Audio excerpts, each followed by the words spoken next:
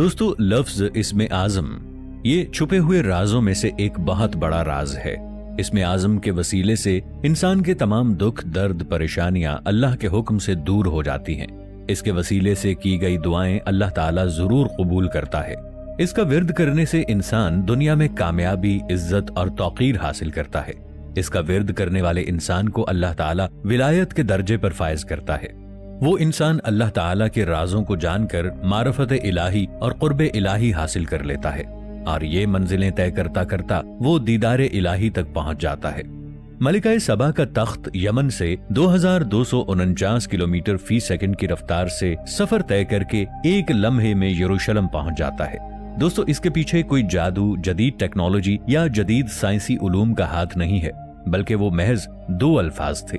ملکہ سبا کو جب حضرت سلیمان علیہ السلام کا پیغام ملتا ہے تو وہ حضرت سلیمان علیہ السلام کے پاس جانے سے پہلے اپنے اس تخت کو ایک ایسی جگہ پر چھپا دیتی ہے جہاں سے اس تخت کا نکلنا انتہائی مشکل بلکہ ناممکن کام تھا۔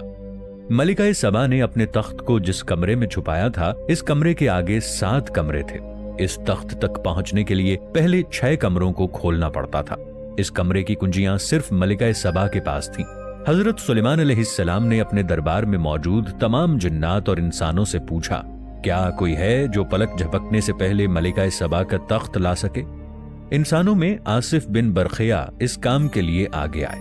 انہوں نے حضرت سلیمان علیہ السلام سے عرض کیا کہ میں آنکھ بند کرنے سے پہلے ملکہ بلقیس کا تخت آپ کے قدموں میں لا کر رکھ سکتا ہوں، اور انہوں نے ایسا ہی کیا۔ قرآن مجید میں آصف بن برقیہ کے بارے میں یوں ارشاد ہے کہ ان کو کتاب کا تھوڑا سا علم عطا کیا گیا تھا، ہو سکتا ہے وہی علم اسم اعظم ہو۔ اسم اعظم کے پڑھنے سے معجزات رونما ہوتے ہیں۔ دنیا ایک عرصے سے اسم اعظم کے پیچھے بھاگ رہی ہے، مگر یہ کسی نصیب والے کو ہی ملتا ہے۔ اسی اسم اعظم کی بدولت حضرت عیسیٰ علیہ السلام نابینا کو بینائی عطا کرتے تھے، کوڑھیوں کا کوڑ دور کرتے تھے، بیماروں کو اللہ کے حکم سے شفا عطا کرتے، اور اسی اسم اعظم کی وجہ سے وہ مردوں کو زندہ کیا کرتے تھے۔ دوستو آج کی ویڈیو میں ہم یہ جانیں گے کہ اللہ کے کون سے ناموں میں اسم اعظم چھپا ہوا ہے۔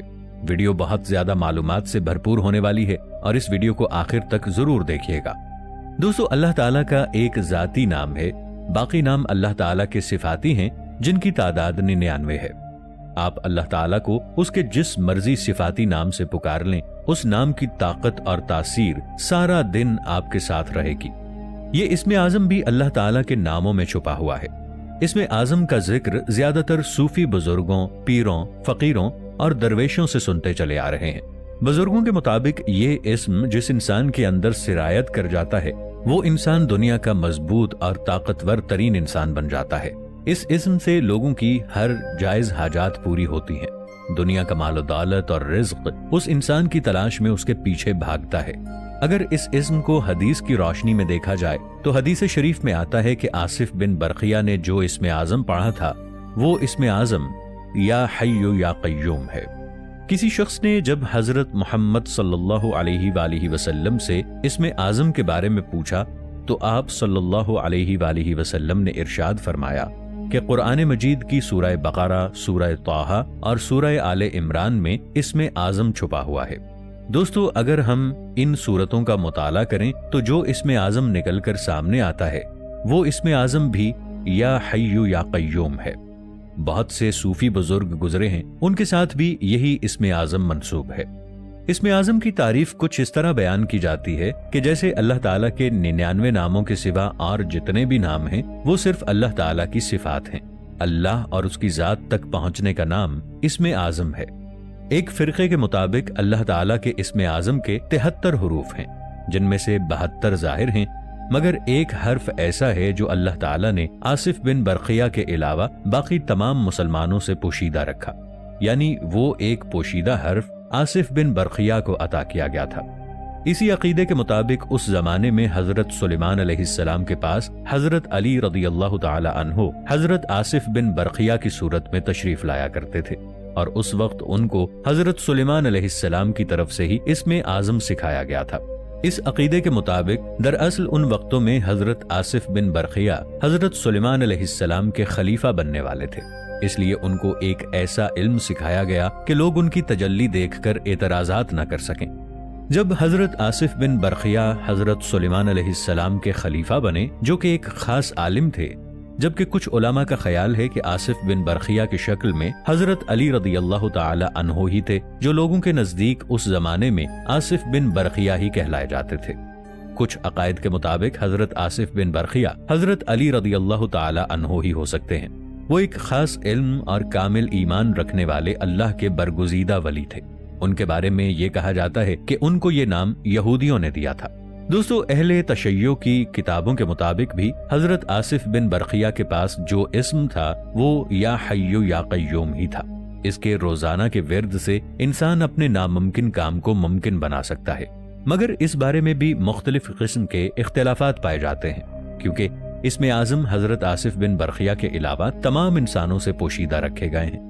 لہٰذا کسی بھی طاقتور لفظ کے متعلق یہ رائے قائم کرنا کہ یہی اسم اعظم ہے، یہ بات درست نہیں ہے۔ دراصل اسم اعظم کیا ہے، اس کا کسی کو حقیقت میں علم نہیں ہے۔ اس کے بارے میں مختلف قسم کی روایات پیش کی گئی ہیں۔ کہا جاتا ہے کہ اسم اعظم کے 2 حروف سے جو انسان واقف ہو جائے، دنیا میں اس شخص کی ہر جائز دعا قبول ہونے کے ساتھ ساتھ اس کا ہر جائز ناممکن کام ممکن ہو جائے گا۔ مگر یہ بھی سچ ہے کہ ان 2 الفاظ کے بارے میں آگاہی عام انسان کے لیے مشکل ہی نہیں، ناممکن ہے۔ اللہ تعالیٰ کے 99 نام سب کے سب اللہ تعالیٰ کے تابع ہیں۔ اگر ان کے ساتھ اللہ کا ذاتی نام بھی شامل ہو جائے تو یہ پورے 100 نام بن جاتے ہیں، اور جنت کے درجات بھی 100 ہیں۔ ایک حدیث شریف میں ہے کہ جنت کے 100 درجات ہیں، اور ہر 100 درجوں کے درمیان 500 سال کی مسافت ہے۔ اسماء حسنہ کے بارے میں فرمایا کہ جو شخص ان کو یاد کرے گا وہ جنت میں داخل کر دیا جائے گا۔ تو اس سے یہ ثابت ہوتا ہے کہ ان کی تعداد بھی جنت کے درجات کے برابر ہے۔ اللہ نام کے اسم اعظم ہونے کی یہی دلیل بتائی جاتی ہے کہ باقی تمام نام اس نام کے تابع ہیں۔ جو شخص اللہ تعالیٰ کو اس کے کسی نام سے پکارتا ہے تو اس میں اس شخص کا حصہ ہوتا ہے، مگر اسم اللہ کے ساتھ پکارنے میں اس کا کوئی حصہ نہیں ملتا، کیونکہ وحدانیت میں کسی کا کوئی حصہ نہیں ہوتا۔ احادیث سے یہ بھی معلوم ہوتا ہے کہ اللہ تعالیٰ کا کوئی ایک ہی اسم پاک اسم اعظم نہیں ہے، بلکہ کئی وہ اسم ہر دور میں جن سے اللہ تعالیٰ پکارا جاتا رہا ہے، اس نام کو اسم اعظم کہا گیا ہے۔ جیسا احادیث سے معلوم ہوتا ہے، حضرت بریدہ رضی اللہ عنہ سے روایت ہے کہ رسول اللہ صلی اللہ علیہ وآلہ وسلم نے ایک آدمی کو اس طرح دعا کرتے ہوئے سنا۔ وہ اللہ تعالیٰ کے حضور عرض کر رہا تھا، اے اللہ، میں اپنی حاجت تجھ سے مانگتا ہوں بوسیلے اس کے کہ بس تو اللہ ہے، تیرے سوا کوئی مالک و معبود نہیں، تو یکتا ہے، بالکل بے نیاز ہے، اور سب تیرے محتاج ہیں، نہ کوئی تیری اولاد، نہ تو کسی کی اولاد، اور نہ تیرا کوئی ہمسر۔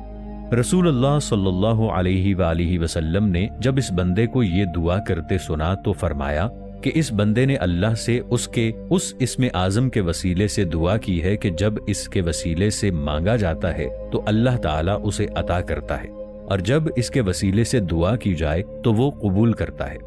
دعاؤں کی قبولیت کے سلسلے میں حضرت یونس علیہ السلام کی اس دعا کو ہمیشہ اہمیت حاصل رہی ہے، جو آپ علیہ السلام نے مچھلی کے پیٹ میں قید رہتے ہوئے کی۔ اس کے بارے میں حدیث مبارکہ ہے کہ رسول اکرم صلی اللہ علیہ وآلہ وسلم نے اپنے صحابہ سے فرمایا، کیا تمہیں اسم اعظم کی رہنمائی کروں کہ اس کے ذریعے اللہ تعالیٰ کو پکارنے سے دعا مستجاب ہو جاتی ہے؟